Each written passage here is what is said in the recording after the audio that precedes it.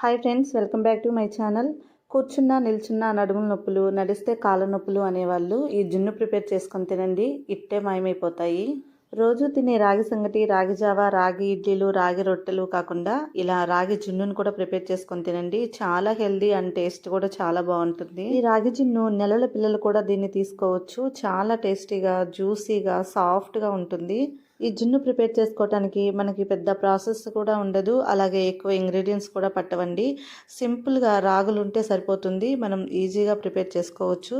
దీనికోసం ముందుగా 1 కప్పు రాగులు తీసుకుని వీటిలో ఇసుక, రాళ్ళు ఏమీ లేకుండా చూసి వీటిని ఒక బౌల్లో వేసి వాటర్ వేసి 8 గంటల పాటు నానబెట్టుకోవాలి. నేను ఇక్కడ రాగులు నైటే నానబెట్టాను, ఇప్పుడు మార్నింగ్ ప్రిపేర్ చేస్తున్నాను అనమాట.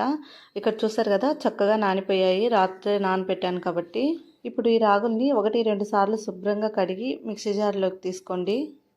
తర్వాత ఇందులోకి ఒక అరకప్పు కొబ్బరి తీసుకోండి. ఈ కొబ్బరి పచ్చి కొబ్బరి అండి, పైన ఉన్న పీల్ తీసేసి ఇలా తురుముకొని యాడ్ చేసుకోండి. చాలామంది పచ్చి కొబ్బరి తినడానికి దగ్గు వస్తుందని చెప్పేసి తినరు, కానీ పైన పీల్ తీసేస్తే దగ్గు ఏమీ రాదు. ఇప్పుడు ఇందులోకి ఒక 1/4 కప్పు వాటర్ యాడ్ చేసి దీన్ని మెత్తగా గ్రైండ్ చేసుకోవాలి. ఇలా గ్రైండ్ చేసుకుంటే మనకి రాగుల్లోంచి ఇలా పాలు వస్తాయి. ఈ పాలను మనము స్ట్రైనర్తో వడకట్టుకోవాలి. ఇలా స్ట్రైనర్లో వేసిన తర్వాత పాలు తిక్కగా ఉంటాయి కాబట్టి ఒక స్పూన్ తీసుకొని ఇట్లా కలయి పెడుతూ ఉంటే మనకి పాలన్నీ కిందికి వెళ్ళి పైన పిప్పి మిగులుతుంది. ఈ పిప్పిని మళ్ళీ మిక్సీ జార్లో వేసేసి కొంచెం వాటర్ యాడ్ చేసి మళ్ళీ మిక్సీ పట్టుకోవాలి. ఇలా ఒక 2-3 సార్లు మిక్సీ పట్టుకోవాలండి. ఇలా మిక్సీ పట్టుకున్న పాలల్లోకి తీపి కోసం బెల్లాన్ని యాడ్ చేసుకోవాలి. నేను ఇక్కడ 1/4 కప్పు మీద 1-2 టేబుల్ స్పూన్స్ ఎక్కువ యాడ్ చేస్తున్నాను. మీరు తినే స్వీట్నెస్ని బట్టి మీరు బెల్లం యాడ్ చేసుకోండి.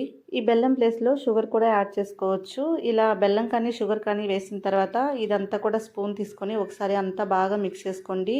ఈ బెల్లం షుగర్ కరిగేంత వరకు కరిగించుకోవాలి. బెల్లం గడ్డలు ఏమైనా ఉంటే ఒకసారి స్పూన్తో గట్టిగా అదిమారంటే గడ్డలు కరిగిపోతాయి. తర్వాత ఫైనల్గా ఈ పాలని కాటన్ క్లాత్తో వడకట్టుకోవాలి. ఈ కాటన్ క్లాత్తో వడకట్టడం వల్ల బెల్లంలో ఏమైనా నలకలు ఉన్నా కూడా ఇందులోకి వస్తాయి. అలాగే మనకు జున్ను సాఫ్ట్గా రావడం కోసం ఫైనల్గా అయితే ఇలా కాటన్ క్లాత్తో వడకట్టుకుంటే సాఫ్ట్గా జున్ను వస్తుందన్నమాట. మిక్సీ పట్టుకునేటప్పుడు కొద్దిగా నీళ్లు వేసుకొని మిక్సీ పట్టుకోవాలి. మరీ పలుచగాను ఉండొద్దు, అలాగని చిక్కగాను ఉండొద్దు. మన గేదె పాలు ఎలా ఉంటాయో అలా ఉంటే పాలు సరిపోతుంది. ఇప్పుడు స్టవ్ ఆన్ చేసి ఒక మందపాటి కడాయి తీసుకుని ఈ కడాయిలోకి పాలు పోసుకోండి. పాలు పోసిన తర్వాత మంటని స్విమ్లో పెట్టుకుని కంటిన్యూస్గా కలుపుతూ ఉండాలి. కలపడం ఆపేస్తే మనకి అడుగునంతా కూడా అంటుకుపోయి మనకి గడ్డలు కడుతుంది. మంటని స్విమ్లోనే ఉంచి కంటిన్యూస్గా కలుపుతూ ఉంటే మనకి 20-30 నిమిషాలు పడుతుందండి జున్ను ప్రిపేర్ అవ్వడానికి. జున్ను బాగా ఉడికి ఈ స్టేజ్లోకి వచ్చిన తర్వాత ఇందులోకి ఒక 1/2 టీ స్పూన్ యాలకుల పొడి, చిటికెడంత సాల్ట్ వేసి మళ్ళీ అంతా మిక్స్ చేసుకోండి.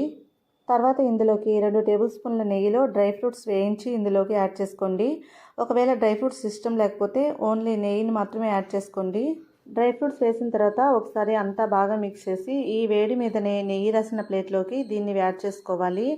ఇదంతా కూడా వేసిన తర్వాత ఒక 2 సార్లు ట్యాప్ చేసేసి అలా వదిలేస్తే ఇదంతా కూడా బాగా చల్లారిపోయి సెట్ అయిపోతుంది. ఇష్టం ఉంటే దీనిపైన డ్రై ఫ్రూట్స్ వేసేసి దీన్ని పూర్తిగా కంప్లీట్గా చల్లారిపోనివ్వండి. ఇలా చల్లారిన తర్వాత దీనిపైన ఒక ప్లేట్ పెట్టి తిప్పండి.